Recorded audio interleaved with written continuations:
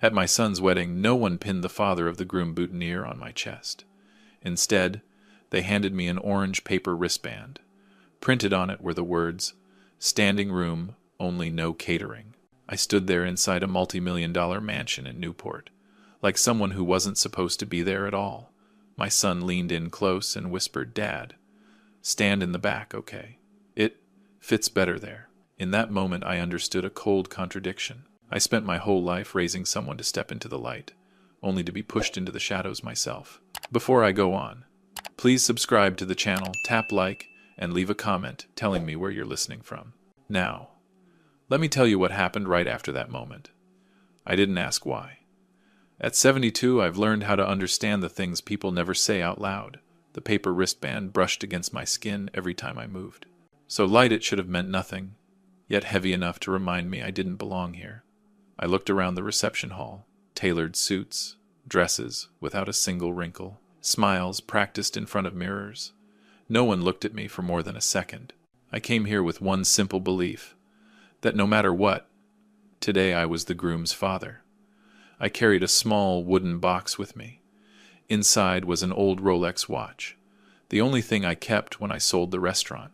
It once belonged to the first man who taught me how to cook. He used to say, "Time in the kitchen never comes back, so you'd better use it right." I thought Jackson would understand that. I thought it might help him stand a little firmer inside his wife's family. But at the check-in table, the young woman only looked at her list. She never raised her head. No boutonniere, no greeting. Just the orange paper wristband placed on my wrist, quick and efficient, like handing out parking tickets. I stood there for a few seconds, waiting for a mistake to be corrected. Nothing happened. Elena was standing behind me. She received the same wristband. I turned to her. She smiled that familiar smile from when she was little. The one that says, "It's okay, Dad. I can take it." I said nothing. I just nodded as if everything were going exactly as planned. Jackson appeared a short while later. He wore a dark suit, perfectly fitted, expensive enough that I knew it wasn't cheap. He didn't hug me. He didn't ask if the trip was tiring. He leaned in close, his voice low enough that no one else could hear. He asked me to understand. He said his wife's family needed space for important people. He said standing in the back was still a good view. I looked at my son's face, a face I had watched for 32 years. From a red-faced newborn in a cramped rental apartment, to the man standing in front of me, now confident, built on distance. I didn't see cruelty. I saw embarrassment, covered up with reasonable explanations. I walked slowly toward the back of the hall. The music was softer there. The lights were dimmer. Everyone around me wore the same wristband. Servers passed by with trays of food. Their eyes slid over me the way you glance at a pillar in the room. I wasn't hungry. My throat just felt dry. Elena came to stand beside me. She asked if I was okay. I said I was. Lying at this age doesn't bother me anymore. What bothered me was realizing this.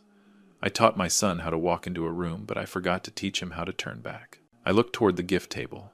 The wooden box in my hand suddenly felt heavier. I thought about setting it down, turning around, and leaving. But I knew, if I did, that everything would end in silence. And silence sometimes is the easiest way to bury things.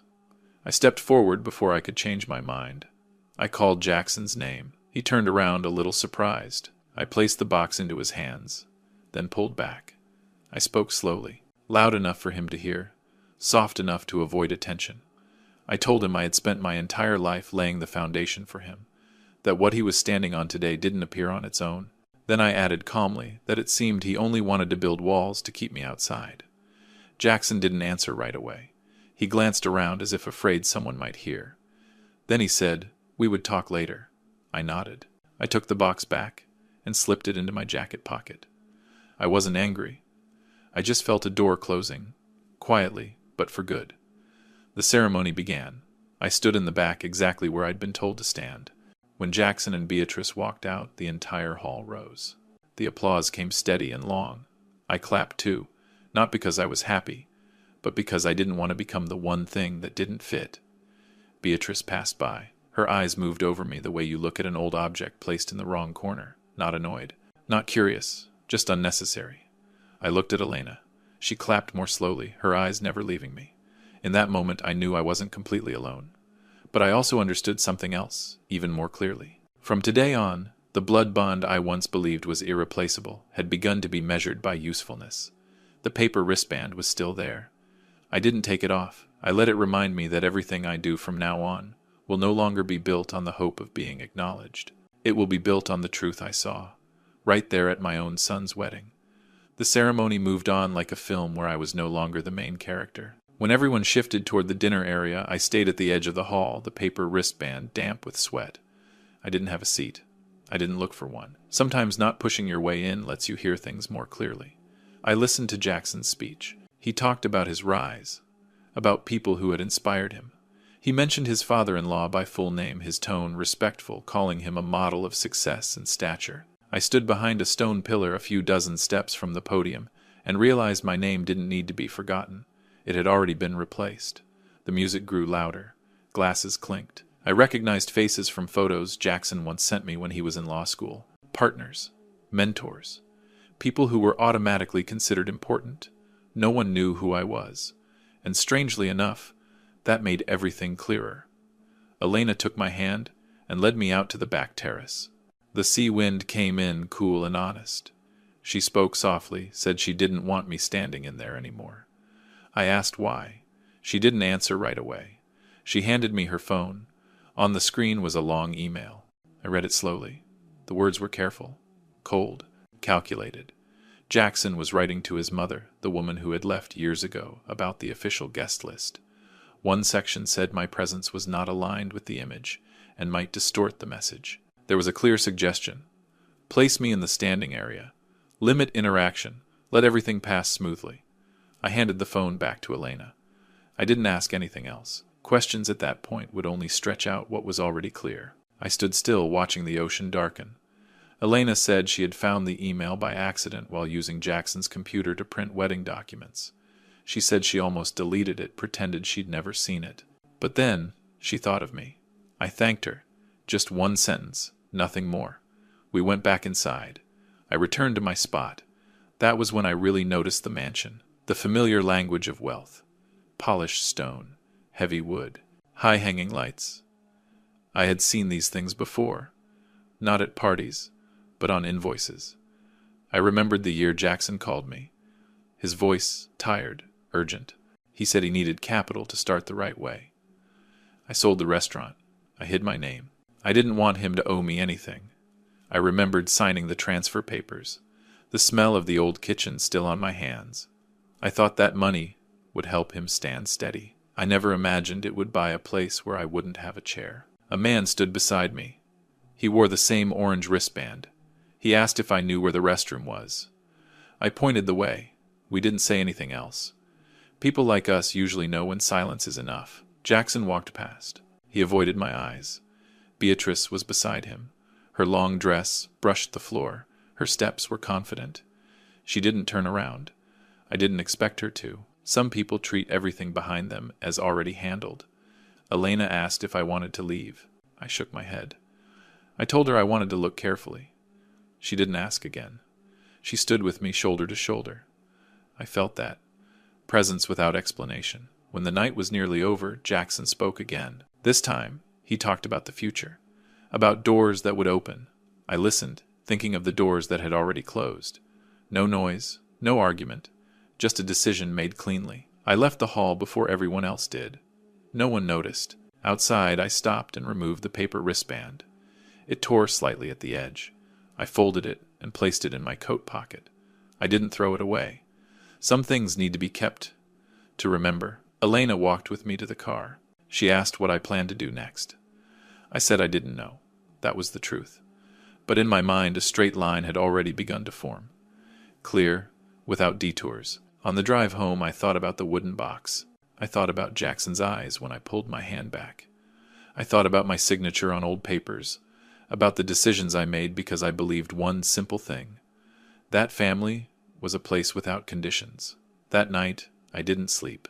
I sat at the kitchen table, opened the box, and placed the watch in my hand.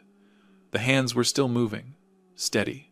Time doesn't take sides, but it always tells the truth. I understood that from today on, if there were ever another conversation between Jackson and me, it would no longer be built on hope. It would be built on choice.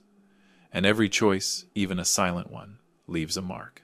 The next morning I left Newport early. The city was still quiet, as if last night had never happened. I carried the wooden box in my carry-on, not because of its value, but because I wanted to look straight at what I was about to do. On the drive home, Elena called. She asked if I was okay. I said I was. This time it wasn't a lie. That evening, just as I set the kettle on the stove, the doorbell rang. I wasn't surprised. Some things, once delayed long enough, know exactly when to knock. Jackson stood there, alone. No suit this time. His voice was lower. He didn't circle around it. He said he needed to talk. I opened the door. I didn't invite him in right away. I let him stand there for a few seconds, long enough for both of us to understand this was no longer a meeting between father and son as it used to be. Then I stepped aside. Jackson walked in, looked around the small apartment. He used to live here in high school. I saw something unfamiliar in his eyes, as if this place had become an address that no longer fit his new map. He asked about the watch. Said he hadn't seen me give the gift. His tone was calm, but I could hear the urgency underneath. He mentioned unfinished expenses, commitments that needed quick handling. He didn't say dad. He didn't say family. He said timing. I poured tea. I sat down. I told him to sit. I didn't interrupt. I let him finish. When he stopped, I placed the wooden box on the table between us. The light reflected off the glass. Jackson looked at it the way someone looks at a lifeline. I said I could give him the watch. I spoke slowly, one word at a time, but I added that before I did, I needed clarity. Jackson frowned. He asked clarity about what? I reached into the drawer and took out a sheet of paper. Not thick, not complicated, just a short agreement. I had written it the night before, while everything was still fresh and impossible to deny. I placed it next to the box. I told him this. If he wanted the gift, he would sign here, confirming that from now on I would be nothing more than a general admission guest in his life. No privileges, no responsibilities, no title beyond my name.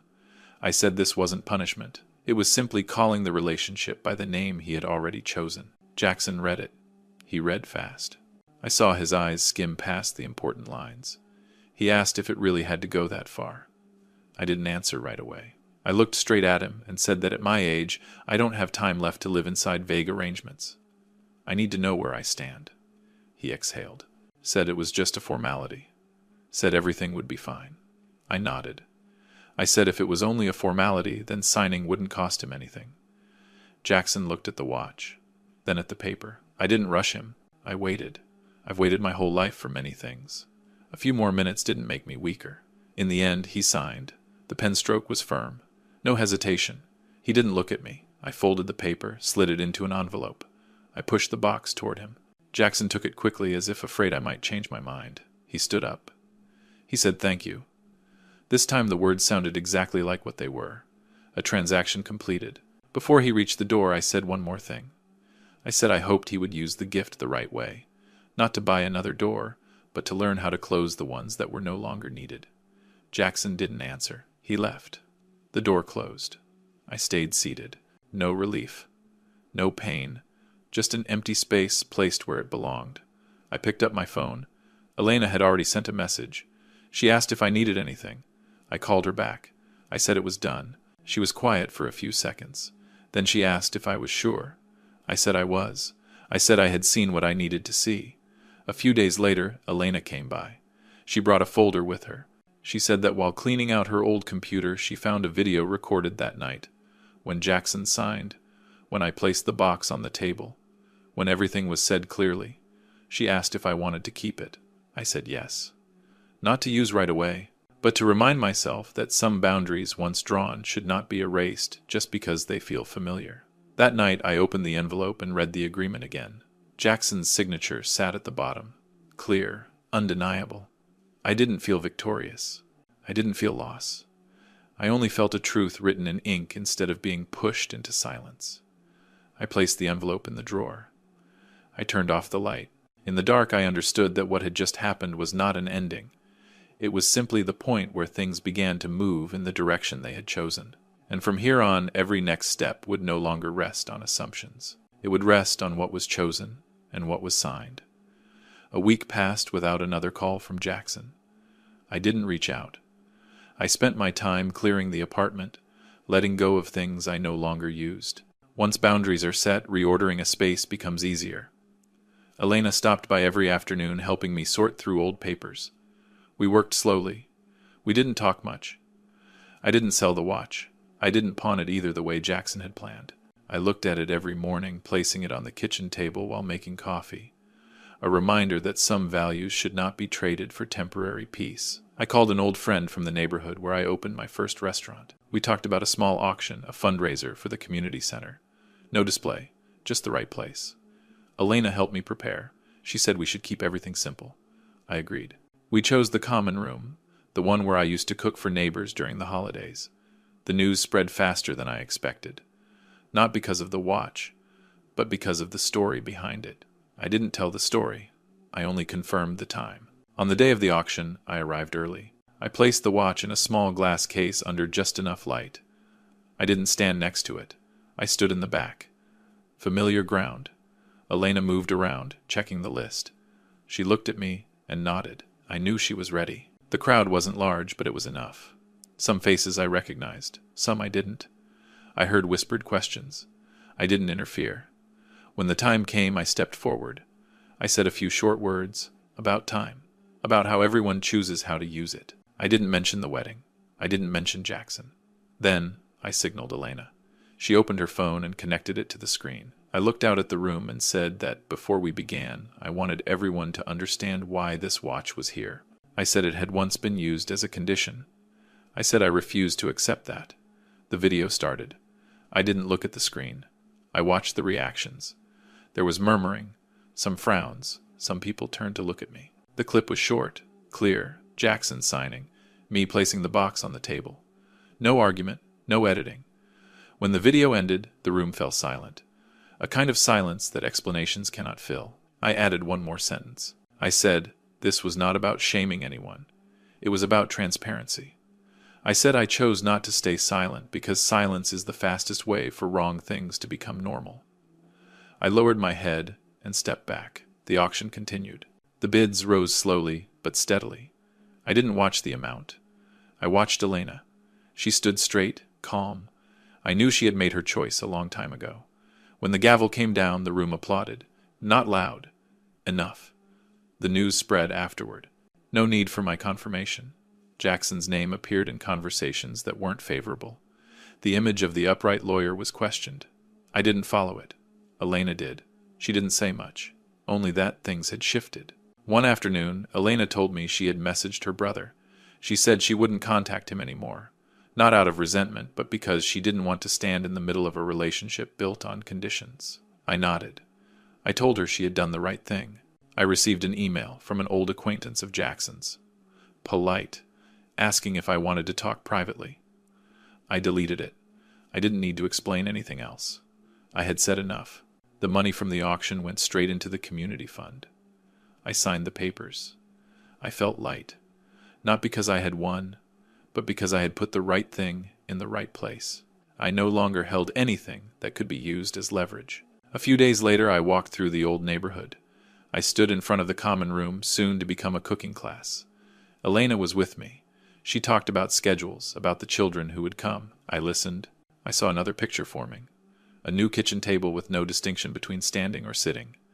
That evening, Elena asked if I had any regrets. I thought for a moment. I said if I regretted anything, it was that I waited too long to name things as they were. But I didn't regret doing it. Some illusions need to be dismantled.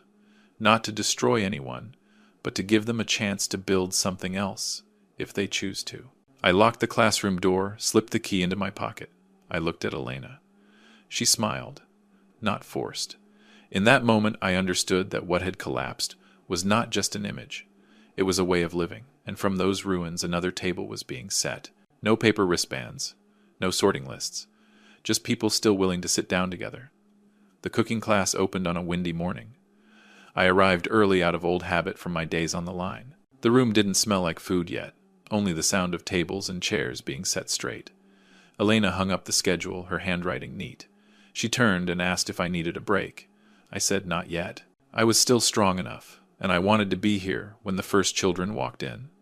They arrived one by one, some shy, some curious. I didn't ask about their backgrounds.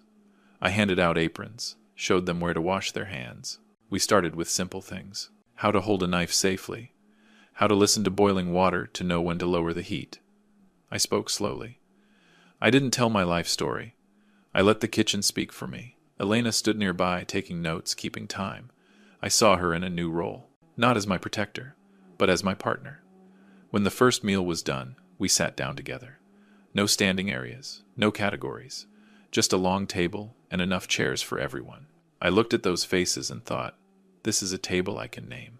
The days that followed moved at a steady pace. The noise outside faded. I didn't follow it. I focused on the rhythm of the kitchen. One day Elena mentioned that Jackson had lost a few clients. She didn't add anything else. I nodded. Some consequences don't need an audience. One late afternoon, after the class had ended, I saw a figure standing outside the glass door. I didn't need to look closely. I knew who it was. Jackson stood there, thinner, his shoulders slumped. He didn't knock. He waited. I dried my hands and looked through the glass for a moment. Elena looked at me. She didn't speak. I opened the door, but I didn't invite him in. Jackson said, "I'm sorry." Just 2 words. No explanation. No excuses. I listened. I asked why he had come. He said he wanted to talk. I nodded and pointed to a chair in the hallway. I didn't close the door. I didn't open it wider either. Jackson said he had been wrong. He said he chose the easiest path at the time. He said he hadn't understood the cost of what he was trading away. I didn't interrupt. When he stopped, I reached into my jacket and took out the orange paper wristband. I had kept it. I placed it in his hand. I told him I wasn't giving it to punish him. I gave it so he would remember what it feels like to be ranked. I said some doors once closed don't reopen the same way. But I added this: there are new tables, if someone is willing to sit down without conditions. Jackson looked inside the classroom. He saw the tables dusted with flour, the chairs not yet put away. He asked if he could come in. I thought for a moment. I said not today. I said when he was ready to sit like everyone else, no title, no priority, then he could come back. He nodded. He placed the wristband on the window ledge. He said he would return. I didn't promise anything. I closed the door gently. I didn't lock it. That evening, Elena asked if I had been too hard. I said being firm doesn't mean shutting everything tight. Being firm means keeping boundaries clear so no one gets hurt again. Elena nodded. She said she was proud of me. I said I was proud of her too. In the weeks that followed, the classes grew fuller. We added more sessions. I sold my apartment and moved to a smaller place near the community center. That decision didn't make me feel lacking. It made me lighter. I stopped holding on to things, just to prove something. One afternoon, Jackson came back. He didn't wait outside. He walked in, greeted everyone, asked for an apron. He sat at the table and listened. I gave him the simplest task: cutting vegetables. He worked slowly. I didn't correct much. I let him feel his way through it. When the class ended, Jackson stayed to clean up. He didn't speak. Neither did I. Before leaving, he said he would come back next week if I allowed it. I nodded. Nothing more.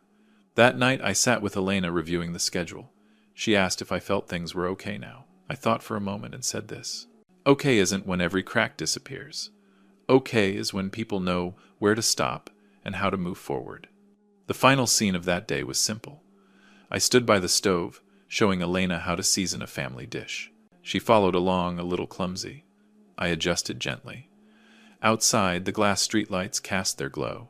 No paper wristbands, no standing areas, just a working kitchen, and people willing to respect each other when they sit down. If this story made you pause and think, please subscribe to the channel, tap like, and share it so real family stories like this can keep being told.